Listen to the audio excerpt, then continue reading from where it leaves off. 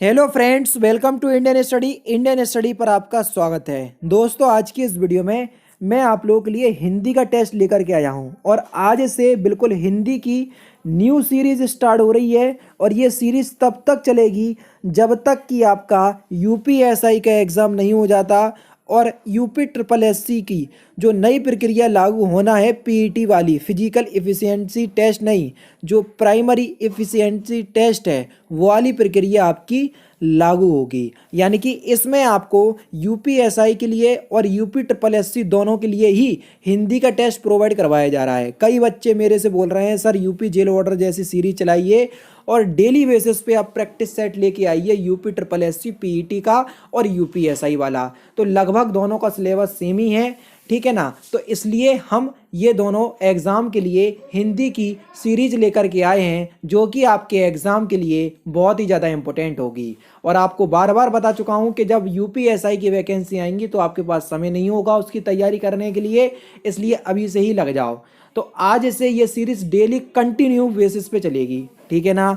लेकिन video start करने से पहले आपको बता दूं दोस्तों, अगर आप यूपी के किसी भी एग्ज़ाम की तैयारी करना चाहते हैं, भले ही चाहे यूपीएसआई हो, यूपी ट्रिपल एससी पीईटी वाला जो प्राइमरी इफिशियंसी टेस्ट है वो हो, कोई भी एग्ज़ाम की अगर आप तैयारी करना चाहते हैं तो अनअकैडमी ऐसे ही कोर्स आप लोगों के लिए लेकर के आई है यूपी ट्रिपल एससी कैटेगरी के अंतर्गत। एक कोर्स जिसमें मैं आपको बता रहा हूँ लक्ष्य कोर्स है, जो कि यूपी पीएससी अपर सबऑर्डिनेट फाउंडेशन बैच है, जो कि 12 जनवरी से स्टार्ट भी हो चुका है। अगर आप इस कोर्स में एनरोल करेंगे तो ये कोर्स के साथ साथ आप यूपी ट्रिपल एससी कैटेगरी के अंतर्गत जितने भी कोर्स चलाए जा रहे होंगे उन सभी कोर्सेज को आप एक्सेस कर पाएंगे सिर्फ एक सब्सक्रिप्शन के साथ। सब्सक्रिप्शन परचेस करने के लिए डिस्क्रिप्शन में लिंक दिया हुआ है, तो वहाँ से आप इस कोर्स को परचेस कर सकते हैं। और इंस्टेंट 10% के डिस्काउंट के लिए हमारे चैनल का नाम इंडियन स्टडी यूज़ कीजिएगा तो आपको इंस्टेंट 10% का डिस्काउंट भी प्राप्त हो जाएगा। तो चलिए देखते हैं वीडियो। पहला क्वेश्चन, उत्साह किस रस का स्थायी भाव है। बड़ा सिंपल क्वेश्चन है और मोस्टली आपसे एग्जाम में पूछा भी जाता है। यहाँ से आपके एक ना एक क्वेश्चन आता ही है स्थायी भाव से। तो उत्साह किस रस का स्थायी भाव है, तो उत्साह जो है ये वीर रस का स्थायी भाव है, ठीक है। यानी कि इस क्वेश्चन का चौथा ऑप्शन आपका बिल्कुल करेक्ट हो जाएगा। नेक्स्ट क्वेश्चन आपके सामने ये लिखा हुआ है, नाथ देव कर कवन भरोसा, सोसु सिंधु करियन रोसा। और दूसरी पंक्ति ये दी है और इन पंक्तियों में आपसे पूछा है कि किस छंद का प्रयोग हुआ है, जल्दी बताओ। मोस्टली आपसे छंद के बारे में पूछा जाएगा तो मात्राओं के बारे में ही ज़्यादा से ज़्यादा पूछा जाएगा, ठीक है ना। लेकिन ऐसे क्वेश्चन मोस्टली तभी पूछे जाते हैं जब एग्जामिनर को थोड़ा क्वेश्चन हार्ड बनाना होता है, समझ रहे ना। तो आपका जो सही आंसर क्या हो जाएगा, तो ये जो है ये इसके प्रत्येक चरण में 16 मात्राएं हैं। और 16 मात्राएं किस चरण में होती हैं, जल्दी बता दो क्वेश्चन नंबर 42 का। तो सही आंसर हो जाएगा चौपाई, यानी कि इस क्वेश्चन का दूसरा ऑप्शन आपका बिल्कुल करेक्ट है। मात्राएं गिनना भी एक प्रकार की क्या है, कला है, नॉलेजफुल बात है वो भी, ठीक है। लेकिन वो बहुत डीपली चला जाओगे आप हिंदी में, इतना डीपली आपके इस एग्जाम में तो फिलहाल नहीं पूछा जाएगा। लेखपाल की बात अलग है, हो सकता है उसमें या यूपीएसआई में पूछ लिया जाए ऐसे क्वेश्चंस, लेकिन इसमें फिलहाल नहीं पूछा जाएगा। इसलिए आप चौपाई, इस पंक्तियों में चौपाई छंद, और चौपाई के प्रत्येक चरण में कितनी मात्राएं होती हैं, 16 मात्राएं होती हैं और 4 चरणों वाला ये चरण होता है, छंद होता है। तो इस बात को आप ध्यान रख लीजिए जो मैंने एक्स्ट्रा पॉइंट आपको बताए हैं। नेक्स्ट क्वेश्चन, लक्ष्मी का पर्यायवाची क्या है, जल्दी बताइए। लक्ष्मी का पर्यायवाची, तो लक्ष्मी का पर्यायवाची क्या हो जाएगा, ये सभी कमला, सिंधु सुता और रमा ये सभी लक्ष्मी के पर्यायवाची हैं। विवाह का कौन सा पर्यायवाची है, विवाह का हमको पर्यायवाची पूछा गया है। तो विवाह का परिणय ये जो है ये विवाह का पर्यायवाची है, पहला ऑप्शन करेक्ट। त्योहार का तत्सम, बहुत इंपॉर्टेंट क्वेश्चन और आपके एग्जाम में पूछा भी जा चुका है, वेरी इंपॉर्टेंट लगा लो इस पे, वेरी आईएमपी, समझ रहे। तो त्योहार का तत्सम क्या हो जाएगा, बिल्कुल ठीक, तिथिवार। ये जो होगा ये त्योहार का तत्सम शब्द होगा। पंडित का विलोम शब्द हमसे पूछा गया है, पंडित का विलोम शब्द क्या होगा, तो पंडित का विलोम शब्द हो जाएगा मूर्ख। पंडित जो है वो ज्ञान विद्वान वाले आदमी को कहा जाता है और मूर्ख बिल्कुल उसका अपोजिट हो गया, यानी कि 46 का डी ऑप्शन आपका बिल्कुल करेक्ट हो जाएगा। नेक्स्ट क्वेश्चन, चुलबुलापन में कौन सा प्रत्यय है, प्रत्यय किसी भी शब्द के पीछे लगाए जाते हैं, चुलबुलापन में कौन सा प्रत्यय है, तो सही आंसर हो जाएगा पन प्रत्यय, दूसरा ऑप्शन करेक्ट। दुशासन की संधि विच्छेद क्या होगी, जल्दी बताओ, दुशासन की संधि विच्छेद। तो देखो दुशासन में कौन सी संधि होगी, विसर्ग संधि, और दु प्लस शासन ये हो जाएगा आपका दुशासन का सही संधि विच्छेद। दाल रोटी में कौन सा समास है, 50 बार बोल चुका हूं कि आपको लाघव चिन्ह या ये योजक चिन्ह दिख जाए, आंख बंद करके आप लोग द्वंद्व समास लगा दो, पहला ही ऑप्शन आपका बिल्कुल करेक्ट हो जाएगा 49 का। नेक्स्ट क्वेश्चन, मधुशाला के रचयिता कौन है, जल्दी बताओ, ये क्वेश्चन तो पता नहीं कितने बार पूछा जा चुका है, मुझे खुद को याद नहीं है। तो मधुशाला के रचयिता कौन है, क्वेश्चन नंबर 50 का सही आंसर हो जाएगा हरिवंश राय बच्चन। एक बच्चे ने बोला था कि जो प्रसिद्ध लेखक और उनकी प्रमुख कृतियां जो हैं उनसे संबंधित वीडियो प्रोवाइड करवा दीजिए सर। बच्चे मैं आज प्रोवाइड करवा दूंगा, लेकिन मैं ये सोच रहा हूं कि जब सितंबर के लास्ट वीक में आपका एग्जाम है तो पूरे सितंबर में मैं कुछ ऐसे टॉपिक लेकर के आऊंगा जो आपको एग्जाम आते आते याद बने रहे, समझ रहे। तो इसलिए मैं चाहता हूं कि थोड़ा सा रुक जाओ, एंड में मैं आपको प्रोवाइड करवाऊंगा, जिससे क्या होगा कि आप लोग उस वीडियो को ही देख लोगे ना तो आपका काम चल जाएगा एग्जाम टाइम में, समझ रहे हैं ना। तो इसलिए थोड़ा सा टाइम दीजिए, सारे टॉपिक मुझे याद है और सारे वीडियो टॉपिक से संबंधित वीडियो भी आएंगी, बिल्कुल भी परेशान नहीं होना। बीजक के रचयिता कौन है, बड़ा इंपॉर्टेंट क्वेश्चन है, क्वेश्चन नंबर 51। तो बीजक के रचयिता कौन है, कबीर। कबीर के उपदेशों का जो वर्णन है वो बीजक में मिलता है, यानी कि इस क्वेश्चन का पहला ऑप्शन आपका बिल्कुल करेक्ट हो जाएगा। विनय पत्रिका किसकी कृति है, जल्दी बताओ, विनय पत्रिका बहुत इंपॉर्टेंट क्वेश्चन, तो ये तुलसीदास की कृति है। रामचरितमानस भी तुलसीदास की है, विनय पत्रिका भी तुलसीदास की है, कवितावली भी तुलसीदास की है। तो ये तीन मैंने इंपॉर्टेंट बताई है, ये बहुत इंपॉर्टेंट है। दोहे में कितने चरण होते हैं, जल्दी बताओ। तो अगर आपको पता हो कि दोहा जो है वो 4 चरणों वाला छंद होता है, ठीक है। दोहे और जो सोरठा जो है वो एक दूसरे के विपरीत होते हैं। दोहे के प्रत्येक चरण में, प्रत्येक नहीं, पहले और तीसरे चरण में 13-13 मात्राएं और दूसरे और चौथे चरण में 11-11 मात्राएं होती हैं। ये भी ये क्वेश्चंस में पूछा जाता है, इसलिए मैं बता रहा हूँ। और दोहे का उल्टा होता है सोरठा, क्योंकि इसके पहले और तीसरे चरण में 11-11 मात्राएं, जबकि दूसरे और चौथे चरण में 13-13 मात्राएं होती हैं, ठीक है ना। नेक्स्ट क्वेश्चन, चौपाई के प्रत्येक चरण में कितनी मात्राएं होती हैं, अभी हाल ही मैंने आपको बताया, और ये क्वेश्चन आपके यूपी पुलिस कांस्टेबल में पूछा भी जा चुका है। तो चौपाई के प्रत्येक चरण में कितनी मात्राएं होती हैं, 16 मात्राएं होती हैं, और चौपाई भी 4 चरणों वाला चंद होता है। ध्रुव स्वामिनी के रचयिता कौन है, बड़ा इंपॉर्टेंट क्वेश्चन, ये भी यूपी पुलिस कांस्टेबल में पूछा जा चुका है। तो ध्रुव स्वामिनी के रचयिता कौन है, जयशंकर प्रसाद, पहला ऑप्शन आपका बिल्कुल करेक्ट है। कादम्बरी के लेखक कौन है, ये भी बहुत इंपॉर्टेंट क्वेश्चन है, जल्दी बताओ, क्वेश्चन नंबर 56। 56 का सही आंसर क्या हो जाएगा, बाणभट्ट। बाणभट्ट जो है ये कादम्बरी के लेखक हैं, दूसरा ऑप्शन बिल्कुल करेक्ट है। 57 से 58 आपको क्या करना है, रस की पहचान करना है। चार ऑप्शन, सॉरी, ये आपके सामने दो पंक्तियां लिखी हुई हैं, इसमें आपको बताना है कौन सा रस है, बड़ा इंपॉर्टेंट क्वेश्चन 57। तो 57 का सही आंसर हो जाएगा रौद्र रस, तीसरा ऑप्शन बिल्कुल करेक्ट। मोस्टली ये ऐसे क्वेश्चंस तभी देखने को मिलेंगे जब एग्जामिनर क्वेश्चन पेपर थोड़ा हार्ड बनाएगा। अगर रस से कोई क्वेश्चंस आपसे पूछा जाएगा तो इनके स्थायी भाव से ही क्वेश्चंस पूछा जाएगा, समझ रहे हैं ना। लेकिन क्वेश्चंस पेपर अगर थोड़ा हार्ड बन गया तो ऐसे क्वेश्चंस आपको देखने को मिल जाएंगे, इसमें कोई अचंभित होने वाली बात नहीं है। नेक्स्ट क्वेश्चन आपके सामने है, हे खग मृग हे मधुर सेनी, तुम देखी सीता मृग नैनी, इसमें कौन सा रस है।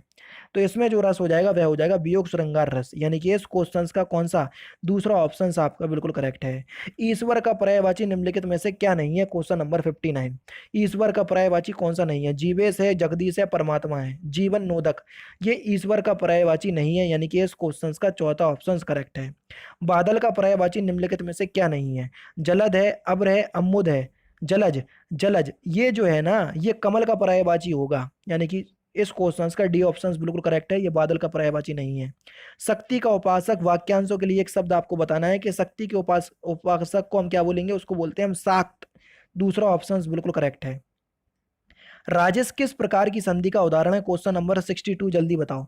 राजेश में कौन सी संधि है, 62 का सही आंसर बताओ।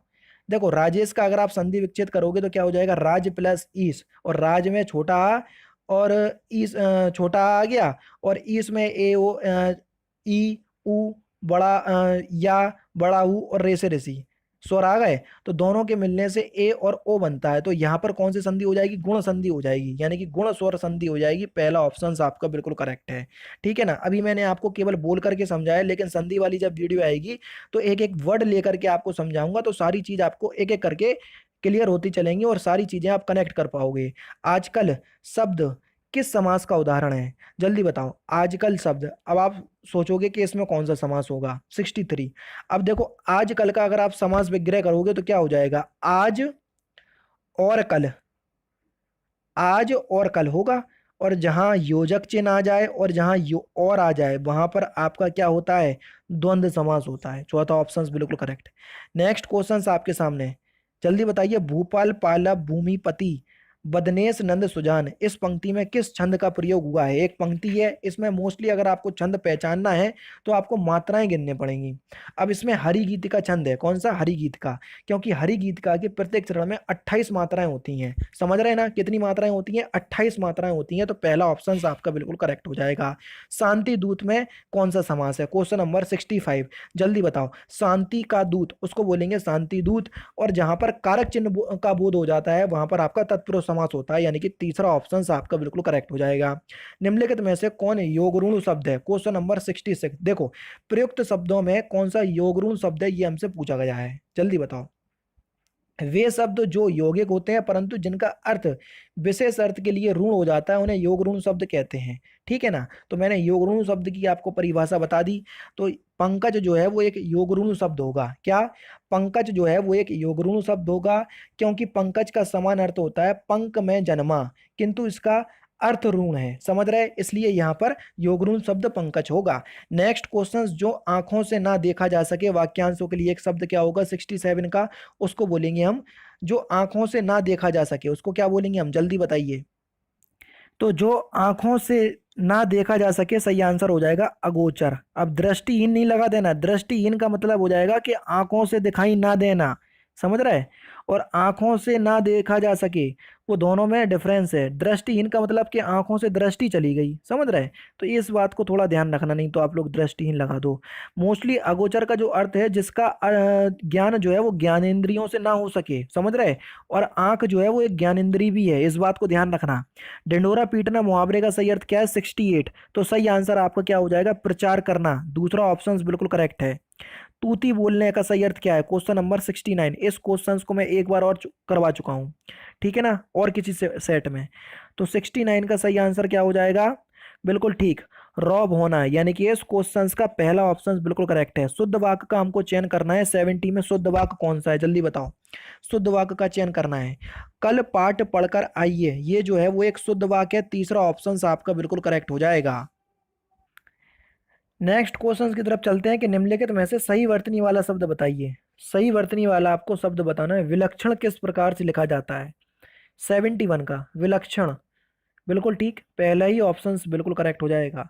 72 से 74 तक आपको क्या करना है कि कोई एक विकल्प दिए गए हैं, शुद्ध रूप उसका चयन करना है। ठीक है, शुद्ध रूप बताइए कि लड़कियों को जाने दो, लड़कियां को जाने दो। हालांकि मेरे मुंह से सही निकला, लेकिन यहाँ पर गलत लिखा हुआ है, लड़कियों को जाने दो, पहला ऑप्शन करेक्ट। आभारी हम सदा रहेंगे, जल्दी बताओ 73 का, हम सदा आभारी रहेंगे, यानी कि यहाँ का भी पहला ऑप्शन करेक्ट। नदियों बह रही हैं, सही है ये, पढ़ने ही में गलत लग रहा, नदियां बह रही हैं, पहला ऑप्शन करेक्ट। मुख्य रूप से क्रिया के कितने भेद होते हैं, जल्दी बताओ। मुख्य रूप से क्रिया के कितने भेद होते हैं, मुझे लगता है इस क्वेश्चन का आंसर आप लोग कमेंट बॉक्स में बताएंगे, ठीक है, क्योंकि लास्ट क्वेश्चन है ये, इसलिए ठीक है। तो इस क्वेश्चन का आप लोग कमेंट बॉक्स में आंसर बताइएगा। और दोस्तों, वीडियो अगर अच्छी लगी है तो 500 लाइक तक प्लीज़ पहुंचा दीजिएगा, मेरी आपसे विनती है हाथ जोड़ करके। इस वीडियो की पीडीएफ आप टेलीग्राम चैनल से प्राप्त कर सकते हैं, जिसका लिंक डिस्क्रिप्शन में दिया है, वहां से आप ऐड हो जाइए। तो दोस्तों, फिलहाल की वीडियो में सिर्फ इतना ही। अगर आपको वीडियो पसंद आए तो प्लीज़ दोस्तों वीडियो को लाइक कीजिए, शेयर कीजिए, और साथ ही साथ हमारे चैनल को सब्सक्राइब करना ना भूलें, क्योंकि मैं रोजाना इसी तरह की वीडियोस आप लोगों के लिए लाता रहता हूँ। नमस्कार दोस्तों, जय हिंद, जय भारत।